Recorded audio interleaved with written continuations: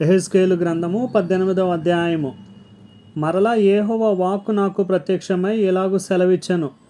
తండ్రులు ద్రాక్షకాయలు తినగా పిల్లల పళ్ళు పులిసెనని మీరు చెప్పుచూ వచ్చెదరే. ఇశ్రాయేలీల దేశమును గూర్చి ఈ సామెత మీరెందుకు పలికెదరు? నా జీవము తోడు ఈ సామెత ఇశ్రాయేలీలలో మీరిక పలుకరు. ఇదే ప్రభువైన యెహోవా వాక్కు. మనుషులందరూ నా వశములో ఉన్నారు. తండ్రులేమి కుమారులేమి అందరూ నా వశములో ఉన్నారు. పాపము చేయువాడెవడో వాడే మరణము నొందును. ఒకడు నీతిపరుడై నీతి న్యాయములను అనుసరించువాడై ఉండి పర్వతముల మీద భోజనము చేయకయు ఇశ్రాయేలీయులు పెట్టుకొనిన విగ్రహముల తట్టు చూడకయు తన పొరుగువాని భార్యను చెరపకయు బహిష్టి అయిన దానిని కూడకయు ఎవనినైనను బాధ పెట్టకయు రుణస్థునికి అతని తాకట్టును చెల్లించి బలాత్కారము చేత ఎవనికైనను నష్టము కలుగజేయకయు నుండువాడై ఆకలి గలవానికి ఆహారం ఇచ్చి దిగంబరికి బట్ట ఇచ్చి వడ్డీకి అప్పియకయు లాభము చేపట్టకయు అన్యాయము చేయకయు నిష్పక్షపాతముగా న్యాయము తీర్చి యథార్థపరుడై నా కట్టడలను గైకొనుచు నా విధులను అనుసరించుచు నుండిన ఎడల వాడే నిర్దోషి అగును. నిజముగా వాడు బ్రతుకును. ఇదే ప్రభువైన యెహోవా వాక్కు.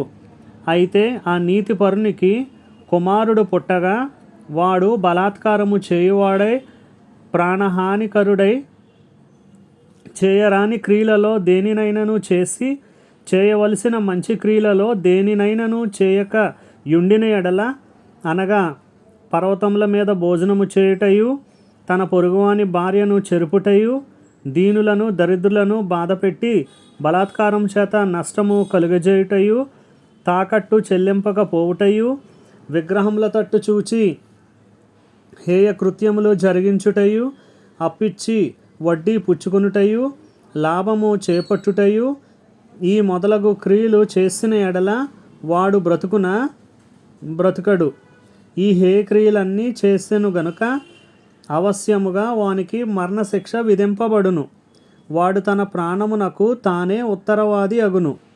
అయితే అతనికి కుమారుడు పుట్టగా ఆ కుమారుడు తన తండ్రి చేసిన పాపములన్నిటినీ చూచి ఆలోచించుకొని అట్టి క్రియలు చేయక యుండిన ఎడల అనగా పర్వతముల మీద భోజనము చేయకయు ఇశ్రాయేలీలు పెట్టుకొనిన విగ్రహముల తట్టు చూడకయు తన పొరుగువాని భార్యను చెరపకయు ఎవనినైనను బాధ పెట్టకయు తాకట్టు ఉంచుకొనకయు బలాత్కారము చేత నష్టపరచకయు ఆకలి గలవానికి ఆహారం ఇచ్చి దిగంబరికి బట్ట ఇచ్చి బీదవాని మీద అన్యాయముగా చెయ్యి వెయ్యక లాభము కొరకు అప్పియకయు వడ్డీ పుచ్చుకొనకయు నుండిన వాడై నా విధులను ఆచరించుచు నా కట్టడలను అనుసరించుచు నుండిన ఎడల అతడు తన తండ్రి చేసిన దోషమును బట్టి చావడు. అతడు అవశ్యముగా బ్రతుకును. అతని తండ్రి క్రూరుడై పరులను బాధపెట్టి బలాత్కారము చేత తన సహోదరులను నష్టపరిచి తన జనులలో తగని క్రియలు చేసిన గనుక అతడే తన దోషమును బట్టి మరణము నొందును.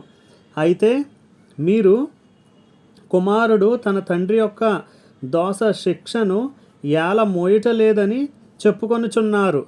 కుమారుడు నీతి న్యాయములను అనుసరించి నా కట్టడలన్నిటినీ అనుసరించి గైకొనెను గనుక అతడు అవశ్యముగా బ్రతుకును. పాపము చేయువాడే మరణము నొందును. తండ్రి యొక్క దోష శిక్షను కుమారుడు మోయటలేదని కుమారుని దోష శిక్షను తండ్రి మోయడు. నీతిపరుని నీతి ఆ నీతిపరునికే చెందును. దుష్టుని దుష్టత్వము ఆ దుష్టునికే చెందును. అయితే దుష్టుడు తాను చేసిన పాపములన్నిటినీ విడిచి నా కట్టడలన్నిటినీ అనుసరించి నీతిని అనుసరించి న్యాయము జరిగించిన ఎడల అతడు మరణము నొందడు. అవశ్యముగా అతడు బ్రతుకును. అతడు చేసిన అపరాధములలో ఒకటియు జ్ఞాపకంలోనికి రాదు. అతని నీతిని బట్టి అతడు బ్రతుకును. దుష్టులు మరణము నొందుట చేత నాకేమాత్రమైన సంతోషము కలుగునా? వారు తమ ప్రవర్తనను దిద్దుకొని బ్రతుకుటే నాకు సంతోషము. ఇదే ప్రభువగు యెహోవా వాక్కు. అయితే నీతిపరుడు తన నీతిని విడిచి పాపము చేసి దుష్టులు చేయు హేయక్రియలన్నిటి ప్రకారము జరిగించిన ఎడల అతడు బ్రతుకున. అతడు చేసిన నీతి కార్యములు ఏమాత్రమును జ్ఞాపకంలోనికి రావు. అతడు విశ్వాసఘాతకుడై చేసిన పాపమును బట్టి మరణము నొందును. అయితే యెహోవా మార్గము న్యాయము కాదని మీరు చెప్పుచున్నారు. ఇశ్రాయేలీయులారా, నా మాట ఆలకించుడి. నా మార్గము న్యాయమే, మీ మార్గమే గదా అన్యాయమైనది. నీతిపరుడు తన నీతిని విడిచి పాపము చేసిన ఎడల అతడు దానిని బట్టి మరణము నొందును. తాను పాపము చేయుటను బట్టియే గదా అతడు మరణము నొందును. మరియు దుష్టుడు తాను చేయుచూ వచ్చిన దుష్టత్వము నుండి మరలి నీతి న్యాయములను జరిగించిన ఎడల తన ప్రాణము రక్షించుకొనును. అతడు ఆలోచించుకొని తాను చేయుచూ వచ్చిన అతిక్రమ క్రియలన్నిటినీ చేయక మానెను గనుక అతడు మరణము నొందక అవశ్యముగా బ్రతుకును. అయితే ఇశ్రాయేలీయులు యెహోవా మార్గము న్యాయము కాదని చెప్పుచున్నారు. ఇశ్రాయేలీయులారా, నా మార్గము న్యాయమే గాని మీ మార్గము న్యాయము కాదు. కాబట్టి ఇశ్రాయేలీయులారా, ఎవని ప్రవర్తనను బట్టి వానికి శిక్ష విధింతును. మనస్సు త్రిప్పుకొని మీ అక్రమములు మీకు శిక్షా కారణములు కాకుండానట్లు వాటన్నిటినీ విడిచిపెట్టుడి. మీరు జరిగించిన అక్రమ క్రియలన్నిటినీ విడిచి నూతన హృదయమును నూతన బుద్ధియు తెచ్చుకొనుడి. ఇశ్రాయేలీయులారా, మీరెందుకు మరణము నొందుదురు? ఇదే ప్రభువగు యెహోవా వాక్కు. మరణము నొందువాడు మరణము నొందుటను బట్టి నేను సంతోషించువాడను కాను. కావున మీరు మనస్సు త్రిప్పుకొనుడి, అప్పుడు మీరు బ్రతుకుదురు. ఇదే ప్రభువగు యెహోవా వాక్కు.